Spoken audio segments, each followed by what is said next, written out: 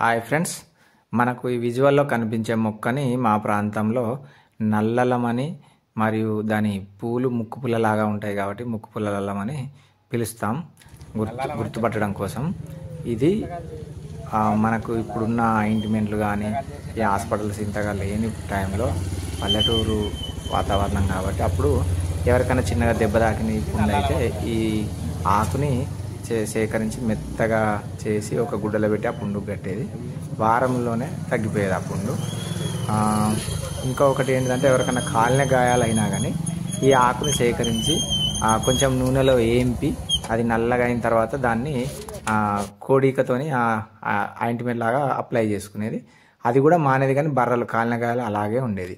ఇప్పుడు silver X ointment, బర్నాల్ ఆయింట్మెంట్లు వచ్చినాయి కాబట్టి ఇప్పుడు అవే పెడుతున్నారు.